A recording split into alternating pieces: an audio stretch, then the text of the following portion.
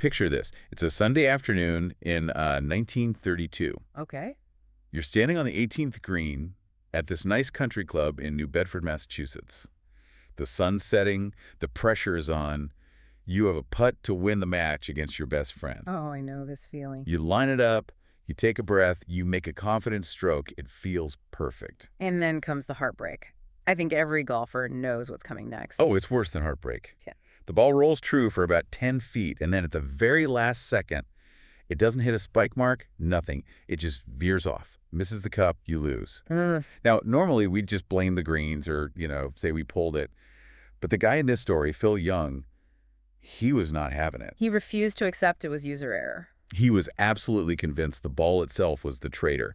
And, luckily for history, the guy he was playing against happened to be a doctor who had keys to the local hospital. I love this part of the story. I mean, most people would go drown their sorrows. These guys go to the ER. Right. They drove straight there, snuck in, and put the golf ball under a medical x-ray machine. And here's the reveal that changed the sport forever. Phil was right. No way. The core of the ball was completely off-center. It was lopsided. That moment, just staring at that wobbly core on a grainy x-ray, is literally how the Titleist brand was born. It really is the big bang moment for modern golf equipment. I mean, before that, you were basically hitting a round lump of questionable rubber. That X-ray launched this obsession with consistency. Yeah. And what's fascinating to me as we sit here in early 2026 is that the quest hasn't actually ended. We have space-age material, sure, but that holy grail of a perfectly centered, perfectly consistent core, that is still what keeps engineers awake at night. And that's exactly what we are unpacking today. We're not just talking about dimple pieces of plastic. We are doing a massive deep dive into the 2025 and 2026 landscape of golf balls. Yeah. We have stacks of robot testing data from MyGolfSpy. We've got the tech specs from the manufacturers. And the big question. And the burning question that every single amateur golfer asks themselves. Does paying $55 for a dozen balls actually lower your score? Or is that $17 box from Costco just as good? Because $55, that's a decent steak dinner. If I'm throwing that into a lake, I want to know why. It's the ultimate high-low battle. Yeah. And the answer is, well, it's nuanced. To really understand where that money goes, we have to look under the hood. A golf ball is surprisingly complex. Okay, so let's break that down. The anatomy. In the research, it seems like the best analogy is a car. You got the engine and you've got the tires. That is absolutely the best way to visualize it. Let's start with the engine, which is the core. This is the big rubber center of the ball. Its main job is speed and compression. Compression. Okay, that word gets thrown around constantly. Soft feel, high compression. What does that actually mean for the average player? Think of it as how much the ball squishes when you hit it. Imagine a marshmallow versus, I don't know, a tennis ball. A low compression ball. Let's say you're rating between 50 and 70. That's your marshmallow. It deforms easily. If you have a slower swing speed, say under 85 miles per hour, this is your friend.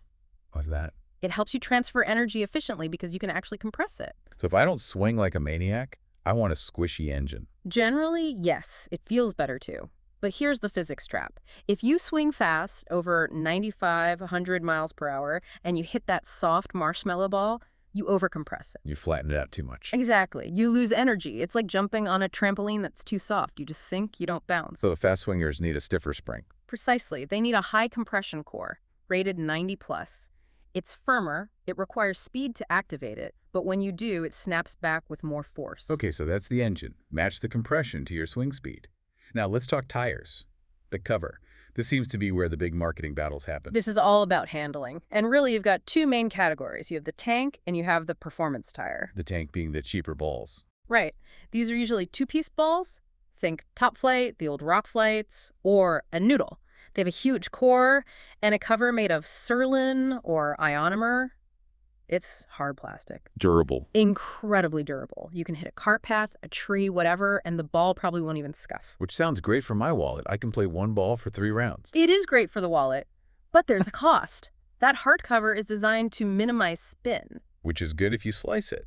It is, but it's like driving a tank on a Formula One track. It doesn't corner. It just doesn't grip. And on the flip side, you have the performance tire. That's your urethane cover. This is what you find on the Pro V1, the Vice Pro, the Chrome Tour. Urethane is soft. It's almost gummy. The grooves on your wedge can actually grab into the material. Which creates friction. Right.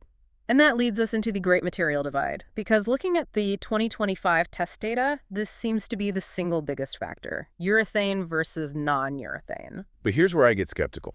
Does the average golfer really notice? That is the million-dollar question. And the data from the 2025 tests is incredibly revealing and maybe a little controversial. How so? If we look strictly at the driver, the results might upset some people who pay for premium balls. At high swing speeds, the cheap, non-urethane balls, like a Titleist Velocity, can actually be longer than the expensive tour balls. Wait, hold on. The cheaper ball goes further. In some cases, yes, because they spin less. Low spin plus a hard cover equals less drag and more rollout. We saw drives pushing past 320 yards because they hit the ground and just run like a scared rabbit. So, play devil's advocate here. If I just want to bomb it past my buddies, I should actually die the cheap rock. You absolutely could, but, and this is a massive but, you have to play the rest of the hole. Right. Golf isn't a long drive contest. Eventually, I have to hit an iron. And that is where descent angle comes in. The tests showed that urethane balls produce a much steeper descent angle.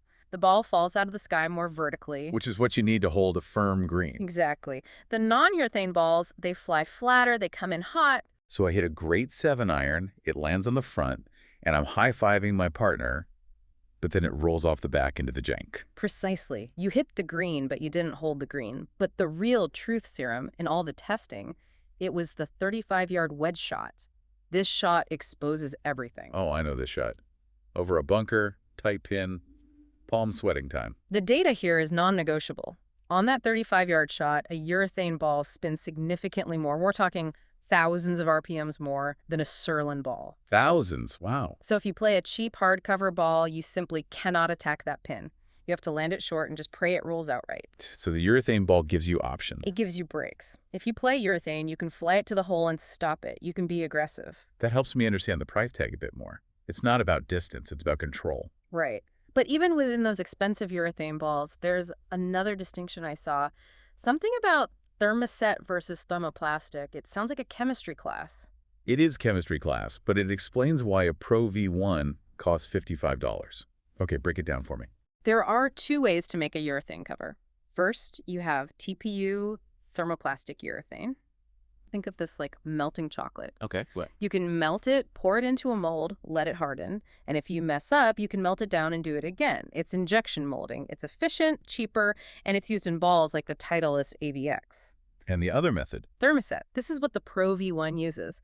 Think of this like baking a cake. Can't unbake a cake. Exactly. Once you mix the ingredients and put it in the mold, a chemical reaction happens. It sets. If the timing is off by a second or the temperature is off by a degree, the whole batch is ruined. So the manufacturing risk is way higher. It's incredibly difficult to control, which drives the cost up. But the result is a material with better shear resistance, it doesn't cut as easily, and it offers the highest consistency in the game. You're paying for the chef who never burns the souffle. Which brings us to the chef in question, the heavyweight champion, the Titleist Pro V1 and Pro V1x. The standard bearer. #1 ball at the U.S. Open for 75 consecutive years. That is a staggering statistic. 75 years? That's insane. It goes back to 1949. But in the modern era, usage on the PGA Tour is consistently around 70%. That tells you that players who play for a living, who feed their families based on whether a ball checks up, they trust this specific process. So we have the 2025 editions out now. Is this just a marketing refresh, or is there actual new tech under the hood? No, there's a significant change in the core. They've moved to what they call a high gradient core. Explain that to me. What does a gradient actually do? Imagine twisting a pool noodle versus twisting a solid steel rod. When you hit a driver, the ball wants to twist that spin. By making the core firm on the outside and getting progressively softer towards the very center, it resists that twisting on high-impact shots. So it kills the spin on the driver. It lowers long-game spin for distance, exactly. But because the cover is still that sticky urethane, you keep the spin around the green. Best of both worlds. But the key for listeners is understanding the difference between the V1 and the V1x, right? Yeah. They're not the same. Not at all. And I hear this constantly. I play the Pro V1 because it's the best, but they don't know why they aren't playing the X. Okay, so what's the difference? The Pro V1, the black number, that's the all-rounder, 388 dimples. It's designed for a mid-flight, softer feel. The Pro V1x red number has 348 dimples. It launches higher, it spins more, and it feels firmer. So if I struggle to get the ball in the air or I need more stopping power, I should be looking at the X. Correct. Or if you just prefer that firmer click off the putter. Okay, let's pivot. Yeah. Because we'd all love to play $55 balls, but sometimes the budget or the water hazard on number 4 says no. Enter the challengers. We have to talk about the people's champion, Costco. The Kirkland signature performance plus Kirkland. But wait, there's a catch here, isn't there? I remember a bad version a while back. Yes, you have to be careful. We're calling this the version 3.5. If you're walking into Costco, how do you spot the new good ball? You look for the box with the red stripe, and on the ball itself, the arrows on the side stamp are hollow. Red stripe box, hollow arrows. Got it. I actually bought a box last week because, honestly, at $17 a dozen, it feels like a steal. Right. But did I get what I paid for? So in the robot testing, the results were fascinating. Off the driver, it was actually slightly longer and straighter than the Pro V1. It's a very firm ball 97 compression, so it's fast. Longer and straighter for $17. That sounds like a mic drop. Why would anyone buy anything else? Well, here's the catch. It's the 7-iron dispersion. Oh. We talked about consistency. When the robot hit 7 irons with the Pro V1, the shots landed in a tight circle, like a hula hoop. When it hit the Kirkland, the circle was more like a kiddie pool. Oof. So the dispersion was significantly larger. Yes. We're talking an area nearly double the size. So with the Costco ball, you might hit a perfect swing and the ball lands 10 yards left or right just because of tiny inconsistencies. Yeah. That's the difference between a birdie putt and being plugged in a bunker. So you're paying for the certainty that it's your fault, not the ball's. That's it. But hey, if you're a weekend warrior who loses 3 balls around, that dispersion might not matter as much as saving $40. Fair point. Yeah. Now, what about the disruptive value leader? We have to talk about Vice, specifically the Pro Plus. Vice has really carved out a niche. The Pro Plus is a fascinating ball. It's 100 compression, so very firm. In the tests, it spun about 100 RPM more on the driver than the Pro V1. Is that good or bad? If you slice the ball, more spin is bad. It just exacerbates the curve. But where Vice really shocked the testers was the wedge spin. On that 35-yard panic shot, the Vice Pro Plus actually spun more than the Pro V1 in some tests. Wow. So you get tour-level stopping power for, what, $35 a dozen? Exactly. Yeah. You sacrifice a tiny bit of driver consistency compared to Titleist, maybe a little more slice potential, but you get elite greenside performance. It's a very smart choice. Okay, so let's bring this all home. We've thrown a lot of data at people. Let's build a practical guide. Let's create some personas. Let's do it. First up, the beginner. Let's call him Dave. Ugh. Dave has a nasty slice. He loses 4 to 5 balls around. But Dave buys Pro V1s because he sees Tiger play them.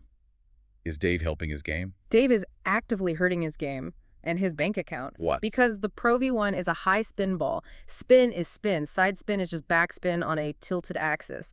So when Dave slices across the ball, that Pro V1 just amplifies it. He's supercharging his slice into the woods. So what should Dave play? Dave needs a low compression, low spin ball. The tank we talked about. A Callaway Super Soft, a TaylorMade Noodle. Those balls spin less, they fly straighter, they'll keep him in the fairway, or at least in the first cut of rough. Okay, next persona. The mid-handicapper, the improver. Breaks 90, maybe flirts with 80. They want performance, but they want ROI. This is the sweet spot for the direct-to-consumer brands. This player needs to be able to use the brakes on a urethane ball. I'd recommend the Max Slide Tour Hidden Gem or the Vice Pro. You get the urethane cover, you get the stopping power, but you aren't crying when you hit one in the water. And finally, the precision player. The low handicapper, the club champ. For this player, urethane is non-negotiable. If money is no object, the Pro V1 still offers the tightest dispersion. That consistency is why it's number 1. You are paying to eliminate variables. Okay, so let's wrap this up with a formula for our listeners to take to the store. Simple 3-step process. Step 1. Check your swing speed. If you're under 85 miles per hour, go soft and low compression. Step 2. Decide your priority. Do you need maximum distance just to reach the fairway? Get a 2-piece ball. Do you need to stop the ball on the green? You need multi-layer urethane. And step 3. Check your budget. Can you afford $55 without feeling guilty? If yes, great. If not, look at Costco or Vice. And I'll add my sleeve strategy here. Don't go buy 4 dozen of a ball you've never hit. Buy a sleeve, 3 balls, and take them to the putting green first. Oh, Oh, that is critical advice. Feel is so subjective. If you hate the sound off the putter, you will hate playing that ball for 18 holes. Right, if it sounds like a rock, you won't have confidence. Then take it to a par 3. Hit some chips. See how it reacts on actual turf. Exactly. Don't just hit it into a net at the store and look at a number on a screen. This has been a fantastic look at what is, it's arguably the most important piece of equipment in the bag. It is. It's the only piece you use on every single shot. Yeah. And I want to leave the listener with one final, maybe slightly provocative thought. Okay, what's that? We talk a lot about data spin rates, descent angles, all of it. But there's a human element here, confidence. Even if you have the mathematically perfect ball, if looking down at a certain logo makes you feel like a player, that matters. The placebo effect is real. I like that. Personalization matters. Mark your ball, put a line on it, make it yours. But, and here's the hard truth, remember that while a ball can fix your spin numbers, it cannot fix your swing mechanics. A Pro V1 won't cure an over-the-top slice. But it will reward a good swing. It will ensure that when you do make that perfect swing, you get the result you deserve. I love that. Don't let the equipment rob you of your best shots.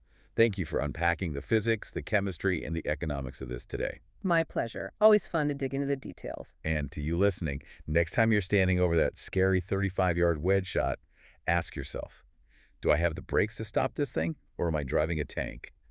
Keep exploring, and we'll catch you on the next deep dive.